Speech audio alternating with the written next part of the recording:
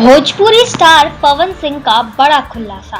लोकसभा चुनाव में बंगाल के आसनसोल से चुनाव न लड़ने को लेकर भोजपुरी स्टार पवन सिंह ने एक बड़ा खुलासा किया है। लोकसभा चुनाव में बीजेपी ने पवन सिंह को बंगाल के आसनसोल से टिकट दिया था, लेकिन ये उन्होंने टिकट लौटा दिया था। उन्होंने कहा कि वो आसनसोल से चुनाव नहीं लड़ेंगे, वो बिल्कुल इस चीज के लिए तैयार नहीं है। अब इसी पर पवन सिंह ने एक बड़ा खुलासा किया है। भोजपुरी स्टार पवन सिंह ने लोकसभा चुनाव में बंगाल के आसनसोल से चुनाव न लड़ने को लेकर एक बड़ा खुलासा किया है।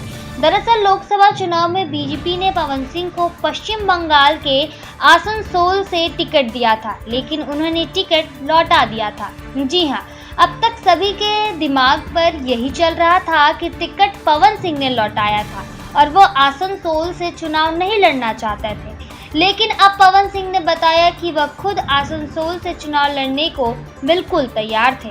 उन्होंने कहा कि पार्टी के दबाव में आकर उन्होंने टिकट वापस किया। जी हां, आपको बता दें कि पवन सिंह ने ये बड़ा बयान बीजेपी को लेकर दिया है। जी हां दर्शकों, भोजपुरी स्टार पवन सिंह ने आखिरकार चुप्पी तोड़ी और बताया कि 2024 के लोकसभा चुनाव में उन्होंने पश्चिम बंगाल की आसनसोल से सीट से चुनाव क्यों नहीं लड़ा।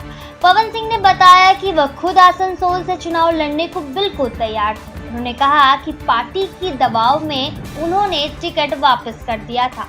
पवन सिंह ने एक इंटरव्यू में बताया कि उन्होंने आसनसोल से चुनाव लड़ने के लिए हामी भरी थी और बीजेपी ने उन्हें टिकट भी दे दिया था, लेकिन टिकट मिलने के बाद उन्हें कुछ गाने, खासकर बंगाल से जुड़े गाने के पोस्टर वायरल होने लगे।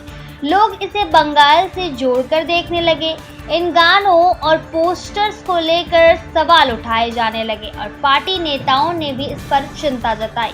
भोजपुरी फिल्मों का पावर स्टार पवन सिंह ने आगे बताया कि जब उन्होंने पार्टी नेताओं से कहा कि कोई और वजह तो नहीं, इस पर कहा गया कि बिल्कुल नहीं, तब मैंने कहा कि कोई बात नहीं और टिकट वापस कर दिया।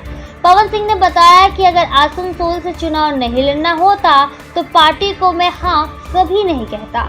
इस दौरान भोजपुरी स्टार कहते हैं कि मनोज भैया भी तो बंगाल पर गाना गाए हैं, उस पर तो कोई सवाल नहीं उठाता। खैर, इसके बाद पवन सिंह चुप हो जाते हैं।